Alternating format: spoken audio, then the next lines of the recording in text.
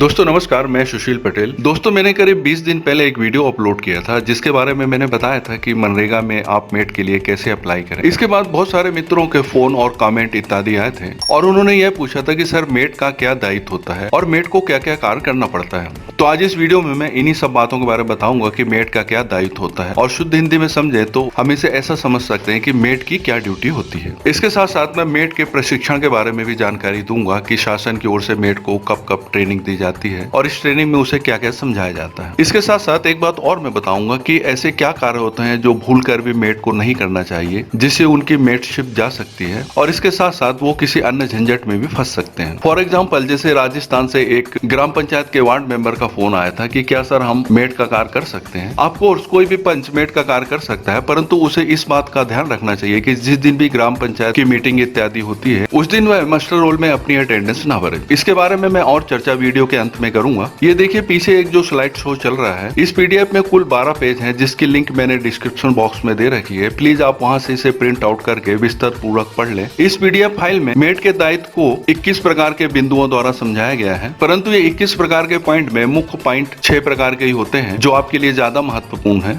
सबसे पहला कृषि से संबंधित अधिकतर कार्यों को प्राथमिकता देना। दूसरा श्रमिकों को कोई भी निर्माण कार्य उपलब्ध कराना। तीसरा लेआउट दे के कार्य प्रारंभ कराना और मजदूरों को उनकी सही मजदूरी का भुगतान कराना। चौथा जॉब कार्ड में उनकी एंट्री करना और पांचवा मेट को मनरेगा की संपूर्ण जानकारी होना चाहिए और छठवां मिसलेनियस जिसमें मैंने इन 21 प्रकार के बिंदुओं में से कुछ चुनिंदा पॉइंट छांट के रखे हैं जिसके बारे में मैं आगे विस्तार पूर्वक आपको समझाऊंगा। देखिए जो मनरेगा योजना है इसका सही रूप से क्रियान्वयन नीचे की कड़ी से ही होता है। यदि हम दिल्ली से चलकर ग्राम पंचायत तक इसकी चेन को देखें तो इसमें मेट ही सबसे अंतिम कड़ी होता है। अतः मेट को मनरेगा के बारे में संपूर्ण विधिवत जानकारी होना अति आवश्यक है। जैसे मैं मेरे सब्सक्राइबर्स के लिए समय समय पे मनरेगा की नई नई जानकारियां लाता रहता हूं, इसी प्रकार आप यूं समझिए कि जो मजदूर हैं वो आपके लिए सब्सक्राइबर हैं। अतः आपका ये फर्ज बनता है कि उन मजदूरों को समय समय पे मनरेगा की नवीनतम जानकारी से अवगत कराते रहिए। चलिए आगे मैं विस्तार पूर्वक इन 6 पॉइंट्स के बारे में आपको बताता हूँ, परंतु उसके पहले मैं चाहूंगा कि यदि आप इस चैनल पे पहली बार आए हैं तो प्लीज आप इस चैनल को सब्सक्राइब जरूर कर लें और सब्सक्राइब करने के साथ ये बगल वाली घंटी की बटन को जरूर दबा दें जिससे मेरे आने वाले वीडियो की सूचना आप तक तुरंत पहुंच सके। सबसे पहला बिंदु होता है कृषि से संबंधित कार्यों को खोलना। जैसा आप जानते होंगे कि आजकल मनरेगा और कृषि कार्य को जोड़ने की बहुत तेजी से कवायद चल रही है। अतः मेट का ये दायित्व हो जाता है कि वे अधिकतर ऐसे कार्यों को प्रारंभ करे जो कृषि से संबंधित हैं।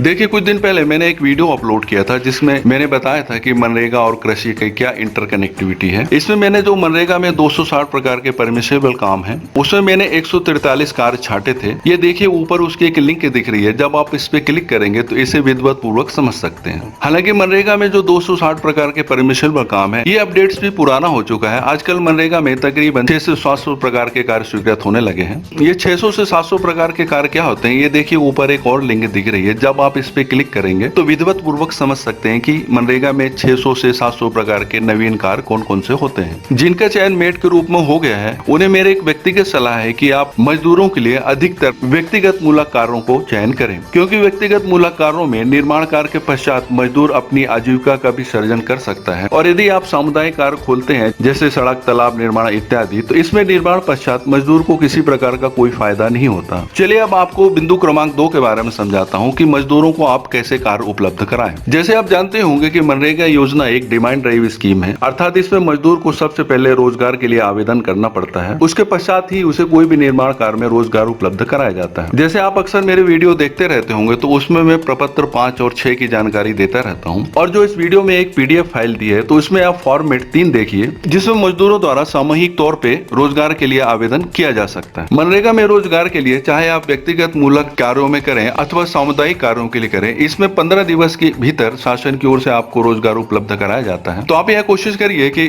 जल्दी से जल्दी मजदूरों की डिमांड दे दें, क्योंकि आपके डिमांड के पश्चात शासन द्वारा भी बहुत सारी फॉर्मेलिटीज करना पड़ती है, उसमें भी 3-4 दिन लग जाते हैं, उसके बाद ही कोई निर्माण कार्य प्रारंभ होता है। अभी जैसे आप देख ही रहे होंगे कि प्रवासी मजदूर बहुत ज्यादा तादाद में अपने स्टेट्स में वापस लौटे हैं, अतः उन्हें रोजगार की अतिशीघ्र आवश्यकता है। अतः जिन लोगों के भी मेट में चयन हो गए उनसे मेरी एक पर्सनल रिक्वेस्ट है कि आप अतिशीघ्र माइग्रेंट्स लेबर के लिए रोजगार उपलब्ध कराएं। यह जो रोजगार उपलब्ध कराने की प्रक्रिया है ऐसा कोई जरूरी नहीं है कि इसमें मेट ही कर सकता है। इसमें कोई भी व्यक्ति जिसे मनरेगा की थोड़ा बहुत जानकारी है वह मजदूरों के लिए रोजगार की मांग मजदूरों द्वारा कर सकता है। चलिए इस पीडीएफ में जो 3 फॉर्मेट हैं क्रमांक 2, 3 और 4 ये ज्यादा महत्वपूर्ण रहते हैं, तो इनके बारे में मैं आपको जानकारी दे दूं। ये देखिए फॉर्मेट 2 हमारे सामने ओपन है। आपको मैं इस फॉर्मेट के बारे में इसलिए बता रहा हूँ कि यह फॉर्मेट मेट द्वारा ही भरा जाना है। यूँ तो यह फॉर्मेट सरपंच ग्राम पंचायत को ही दिया जाता है, परंतु आप ये बगल में देखिए कार्यक्रम अधिकारी को भी प्रति दी गई है, तो उन्हें भी आप दे दें तो इस प्रकरण में तीव्र गति से कार्रवाई होती है। अब इस फॉर्मेट में आप इस टेबल को ध्यान पूर्वक देखिए।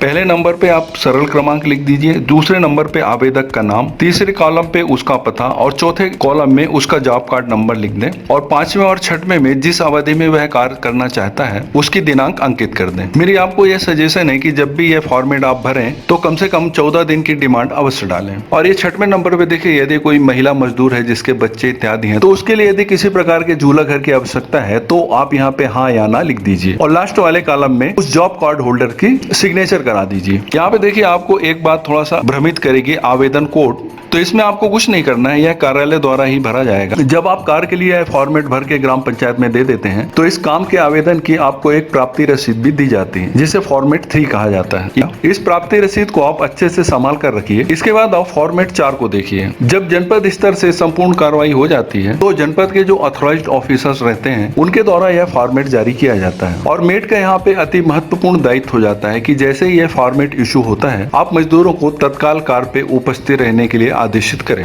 अब हम तीसरे पॉइंट पे आ जाते हैं जिसमें मेट को लेआउट देकर कार्य प्रारंभ कराना रहता है और इसके साथ साथ मजदूर को उसकी न्यूनतम मजदूरी का भी भुगतान कराना पड़ता है। यह बिंदु अत्यंत ही महत्वपूर्ण है, इसे आप जरा ध्यान से समझें, क्योंकि होता क्या है कि मनरेगा में जो भी मजदूर काम करते हैं वो प्रोफेशनली लेबर तो होते नहीं है और शासन ने जैसे निर्धारित किया है टास्क रेट वाली परंपरा, टास्क रेट का बेसिक कॉन्सेप्ट यह होता है कि जो पर डे लेबर वेजेस होता है उसके अनुसार ही उसे उस लेबर वेजेस में एक खंती खोदना रहता है। और मेरे 30 साल के अनुभव में यह है कि वह लेबर उसकी एक दिन की मजदूरी में एक खंती नहीं खोद पाता। अतः आप ये प्रयास करें कि मजदूरों द्वारा जो भी खंती इत्यादि का कार्य किया गया है उसकी नाप प्रॉपर तरीके से लें जिससे मजदूरों को उनकी न्यूनतम मजदूरी का भुगतान हो सके। हालांकि इस बारे में मैंने एक अलग से वीडियो जारी किया है जिसमें मैंने रोड और तालाब निर्माण में खंती के बारे में विस्तृत जानकारी दी है कि आप उसका नाप इत्यादि कैसे लें। इसी के साथ साथ जो मनरेगा में अन्य कार्य जैसे कूप निर्माण, सीसी निर्माण इत्यादि भी किए जाते हैं उसकी नाप की भी प्रोसेस मैंने सरल भाषा में समझाया है। ये देखिए ऊपर एक लिंक दिख रही है, जब आप इस पे क्लिक करेंगे तो इस प्रोसेस को अच्छे से समझ सकेंगे कि हमें नाप इत्यादि कैसे लेना है। अब हम आते हैं पॉइंट नंबर 4 पे। जो भी श्रमिक कार्य करता है वह कितने दिन कार्य किया है और किस दिनांक से किस दिनांक तक किया है इसकी एंट्री आपको जॉब कार्ड में करना होगा। हालांकि आजकल जैसे ऑनलाइन का समय है तो हम मनरेगा की वेबसाइट से देख सकते हैं कि किस मजदूर ने कितने दिन तक काम किया है, परंतु जो मजदूर है बेचारा कम पढ़ा लिखा रहता है वह तो वेबसाइट इत्यादि नहीं देख सकता। अतः मेट का यह दायित्व होता है कि उसके जॉब कार्ड में इस बात की एंट्री अवश्य कर दे। अब मैं आता हूँ बिंदु क्रमांक 5 पे। मेट को मनरेगा योजना के बारे में विधिवत जानकारी होना चाहिए और इसके साथ साथ उसे मनरेगा के अपडेट्स की भी जानकारी होना चाहिए। मैं ऐसा नहीं कहता कि आप मेरे ही वीडियो देखें, आजकल सोशल मीडिया के बहुत सारे प्लेटफॉर्म है जैसे फेसबुक, व्हाट्सएप इत्यादि, ये साधन ऐसे हैं जिसमें मनरेगा की अपडेट्स की जानकारी बहुत जल्दी आ जाती है। अब मैं बिंदु क्रमांक 6 के बारे में बताता हूँ जिसे मैंने नाम दिया था मिसलेनियस। मिसलेनियस मेट को छोटे मोटे काम करना रहता है जैसे कार्यस्थल पे बोर्ड लगाना, किसी भी निर्माण कार्य में साइन बोर्ड लगाना अत्यंत ही आवश्यक रहता है। मनरेगा के एल्गोरिथम में इसे सूचना फलक कहा जाता है। करीब मैंने 4 माह पहले एक वीडियो अपलोड किया था जिसमें मैंने बताया था कि व्यक्तिगत मूलक और सामुदायिक मूलक में हमें किस साइज के बोर्ड बनाना है। ये देखिए उसकी एक लिंक दिख रही है, आप इस पे क्लिक करेंगे तो समझ सकेंगे। और यदि कोई महिला मजदूर कार्य पे आती है जिसके छोटे छोटे बच्चे हैं तो उन्हें भी झूला इत्यादि की व्यवस्था कराना। इसके साथ साथ आप एक बात का और ध्यान रखें कि यदि कोई विकलांग मजदूर आता है तो उसे हार्ड वर्क न दिया जाए। और अधिक जानकारी आप इस PDF के फाइल को पढ़कर समझ सकते हैं। चलिए वीडियो के अंत में आपको मैं वे बातें बताता हूँ जिसका जिक्र मैंने शुरू में किया था कि मेट को क्या कार्य नहीं करना चाहिए। मेरे पास अक्सर स्टूडेंट्स के फोन आते हैं कि सर हम मेट का कार्य कर सकते हैं नहीं, तो आप बिल्कुल भी मेट का कार्य कर सकते हैं, पर इस बात का आप ध्यान रखें कि जिस दिनांक को आपने मेट का कार्य किया है उस दिनांक को आप किसी एग्जाम्स वगैरह में अपीयर ना हो और कभी भी बिना लेआउट दिए कार्य प्रारंभ ना करें। ठीक है दोस्तों, मैं वीडियो यहीं समाप्त करना चाहता हूँ। आशा करता हूँ कि आपको यह वीडियो अच्छा लगा होगा। ये देखिए मेरे दोनों नंबर हैं, पहला मेरा व्हाट्सएप है और दूसरा कॉलिंग। आप कभी भी मुझे संपर्क कर सकते हैं। नमस्कार।